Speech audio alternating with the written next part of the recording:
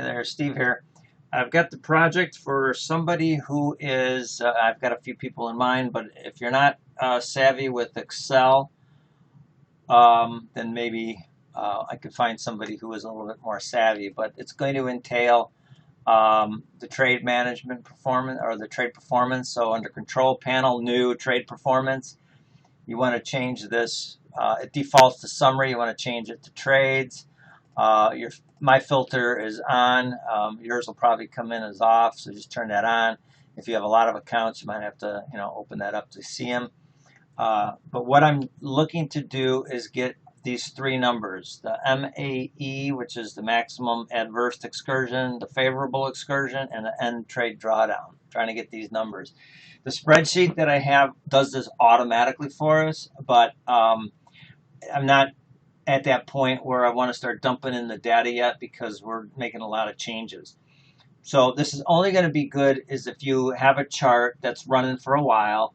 It doesn't have to be like 24/7, but if you just have it for the day or whatever it might be, and but you haven't changed any settings. If you change settings on it, then it kind of skews the numbers, and so I'm not really interested in that. So if you have a consistent settings, whatever they are, then we're kind of looking at that. So if you just have a little journal or I don't know, start a little sheet or something like that, a word pad or whatever, and say on this date, this particular, or you feel free to send them to me daily and I'll log it for that matter. But basically on this day, the 5-1 chart and the 14-2 chart or whatever it is, even 3-minute chart, and then here's your average numbers for that particular chart. And again, we're looking at averages. So in order to do that quickly, I'll give you a quick lesson in Excel because it's really fast. And I'm only looking at the charts. Like, for instance, I have different charts here, and they're all labeled 204. So I'd have to look at my legend to find out what the settings are for 204 or what it even represents. I could tell at a glance here it's micro ES. But as far as other settings, I couldn't tell you if it's a 5-1 chart or not. So I'd have to look. So I have to know that. But in any event, you could just, so you don't have to do, you just uncheck your real account or your trade account that you're trading on your own. I'm only interested in the charts that have the data in it that we're trying to collect.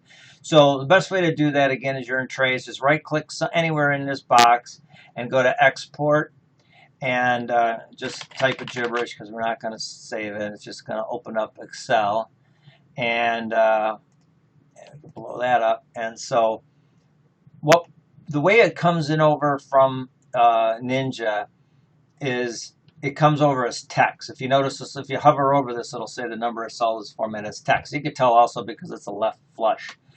And if it were a number, it'd be right flush. So what we want to do is on these three, so we have to go all the way to the end. If you hold down your shift key and click over there, basically get all of these. Then you can come back here and use that little caret, that little down triangle. If you click on that, it'll say convert to number, and you'll see they're all numbers now. They're all flush right. So now what we're interested in doing is going to what's the best way to do this? Let's do it down here. So let's do at average. I think it's going to be average A. I believe we're looking at average A. So tab into there, and then you can come all the way up to the top, single click, hold down your shift, go to the bottom, and hit enter, and then there it is. So it's 22 for averages. The only thing is that we're doing, this is everything, and it's all a mix of charts. So you could do it individually if you want, one at a time, or you can come in here and turn on your filters. I have mine up here. It's right here, though, under data and then filters, and turn that on, and you'll get these little carrots. And then we can come in here and say, just unselect everything and just give me chart 204. And here, let me go back and turn that on. Let me find my little thing here. I'll put it in this here and say total average. There you go. That way I just need to see it here. So now I'm going to go back up, do this. Will give me everything but this and my average. Spell that wrong, but it's okay. There. So this particular average is 22. Oh, and then we have to copy that over. So let's copy, Control C, paste, paste, there. So these are the numbers for this particular chart on this particular day. And so 22 average, 11 bucks, 17 bucks. And then when you do that, you can unselect that, select 9, and you're going to get this one. Crap. I think I got the wrong code in here. Let's see. Yeah, I got the wrong code. We're going to need, hold on a second, I'm going to pause this. Yeah, sorry about that. I had the one that doesn't change. So the one that we want is subtotal. So that's the code that you want, subtotal, and then 1 comma and then the range. And you can just do it here if you want to. Just so here, I'll just erase this one. Hold on, erase it. So go equals subtotal. It'll start pulling up. You can just hit go down with your arrow. Tab pulls it in.